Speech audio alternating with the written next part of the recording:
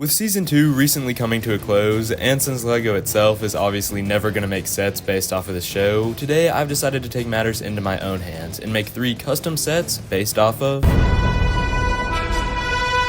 First off, I wanted to make some of the minifigures, and who better to start off with than Invincible himself. He has a blue and black supersuit with some yellow detailing, just like in the show. I gave him a black hairpiece, and for his mask I added the goggles that he wears, as well as an opening for his mouth, and on the other side of his face you can see one of the lenses that he wears is broken, revealing a black eye, and the rest of his face is covered in cuts and blood. Which brings us right along to the next minifigure, that being Omni-Man. His suit is white with red gloves and boots, as well as a red logo on his chest and a red cape, and then I gave him a black hairpiece and 2 facial expressions, a serious one and an angry one, allowing you to recreate the battle at the end of Season 1. Speaking of which, that battle is what I wanted to base the first set off of. However, it takes place mostly in the sky in a variety of locations, so I wasn't really sure how to make that set actually interesting. That is, until I went back and rewatched Season 1, when I had the idea to make the build of the set based off of the kaiju that Omni-Man and Invincible fight in Episode 7. In case you don't remember, right before Omni-Man and Invincible have their battle in Episode 8, they team up to take down this giant kaiju monster called the Hail Mary. The completed version ended up being even bigger than I had expected, and it's mostly dark green with some traces of olive green, as well as some posable limbs and a bunch of tendrils and spikes on its back. For its head, I tried to replicate the abnormal mouth design, as well as the tentacles coming out of its face, and I think it looks pretty accurate. Now, in addition to Mark and Nolan, I decided to add a couple of extra figures to this set, since it's so big.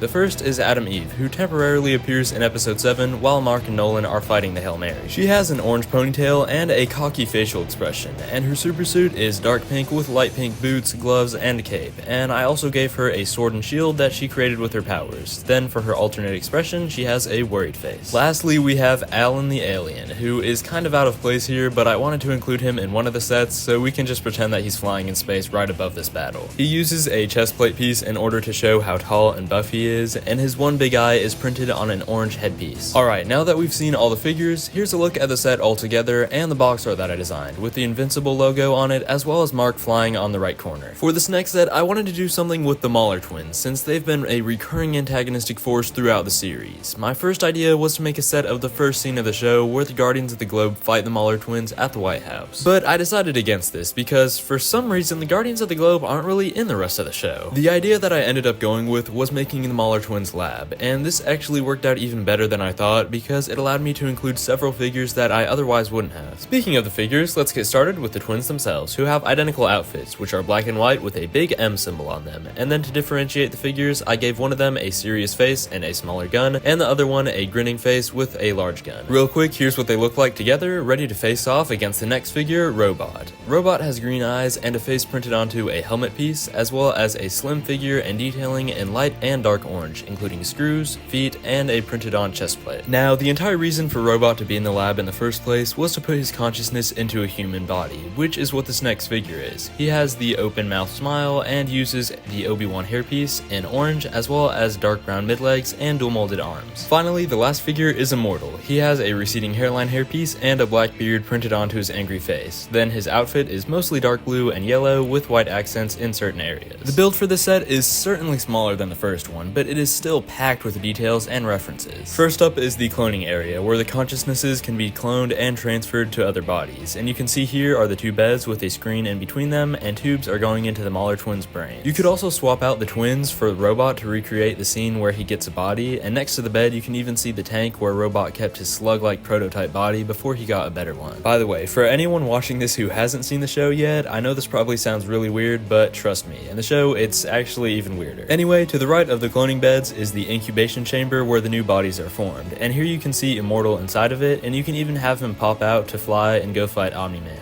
Next to the incubation chamber is a large tank which has tubes connected to the chamber, as well as several transparent green tubes and cylinders coming out of it, and some screens surrounding the tank. There are also several Burger Mart boxes scattered around the set, which are full of burger patties that the Mauler twins use to make clones of each other whenever one of them is killed. So here's the completed set, and once again, here's the Invincible box art that I designed. For the final set, I wanted to include more of the new teen Guardians of the Globe, so once again, I had a few ideas, one of which was to make the Guardians HQ. The issue with this is that I couldn't really find any many overview reference images, and what I could find was far too open and didn't have enough detail to make an interesting set. I also thought about making something from Season 2, however when making these sets, Season 2 hadn't even finished yet, so I wanted to stick with Season 1. The location I decided to make was Machine Head's office tower because it has a lot of reference images and I think it could make for a pretty cool LEGO set. In addition to that, several of the Guardians were at this location, so I could include a few of them in the set. So without further ado, let's get started with some figures. First up is Titan, and in case you forgot, this is the guy who asked Invincible to help take down Machine Head in the first place, and as you can tell, his power is to turn into stone. He has rocky detailing on his arms, torso, and face, as well as leg printing for his shoes and belt. Moving on to the Guardians, first up is Rexplode. He's wearing a red helmet with an orange visor and a cocky grin, and his outfit is light yellow with red detailing and brown gloves, boots, and belt. His alternate face is a battle-ready angry expression, and his accessories are a couple of handheld explosives. Next is Duplicate, who uses the old Nia hairpiece and has a grinning expression. She also has a pretty simple outfit with dual molded arms and a printed 1 on her torso, but I did include another figure of her with a 2 printed on it in order to show off her powers of duplication. The last of the Guardians that I included in the set is Shrinking Ray. She has a green helmet with a ponytail on the back and a concerned expression with glasses on,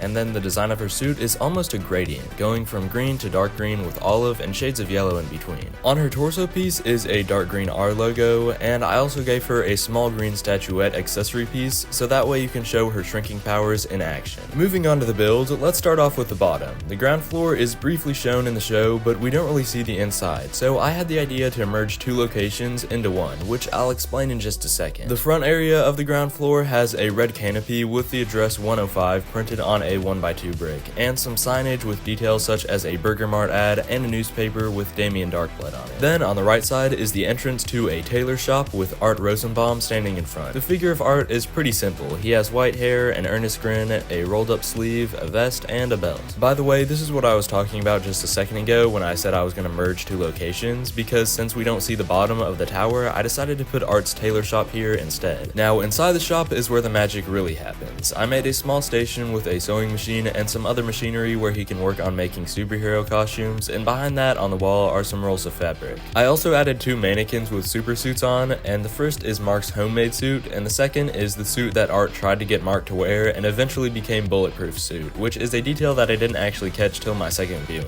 On the right side, you might also see a weird looking wall, which I'll come back to later. The second floor has a small art gallery with art pieces inspired by the villains that Machine had hired to take down Invincible and the Guardians. From left to right, I made a broken vase inspired by Kursk, a weird sculpture based off of the Tether Tyrant, another vase based off of Furnace, a statue bust inspired by Battle Beast, which is on top of a display being melted by magma from Magmaniac, who's fighting Rex. The figure for Magmaniac is somewhat based off of a slime figure from LEGO Video and uses a Ninjago ghost piece to represent the bottom half of his body. He also has an angry expression and a large yellow fist piece. Alright, so before we take a look at the penthouse office, I have 2 more figures to show y'all. First is Isotope, Machine Head's assistant with teleportation powers. He has a pink suit, a confident expression, and sand green hair and a man bun. This figure is also why the wall was weird on the first floor. It spins around to replicate his teleportation powers. Finally, the last figure in the set is Machine Head. He has a white suit with a pink tie, and his helmet is sand blue. Printed on the helmet is a black base with gold details, as well as pink detailing for his eyes and mouth. Now back to the office room, it's pretty simple, with a small desk and a couple of lamps. However, it does include a pretty neat play feature where you can turn a knob and make one of the windows pop out to reenact the fight scene. And right outside that is the upper roof, with some more windows and an area to have your figures battle it out. But anyway, that's about all for this set, so here's a look at the set altogether, and here's a look at the final box art of the video. And with that, that's about all I have for you guys today, so make sure to comment down below if you have any ideas for sets from Season 2, or just ideas for future videos, because I'd love to hear what you guys have to say. Anyway, that's about all from me, so have a great day, and go build something awesome.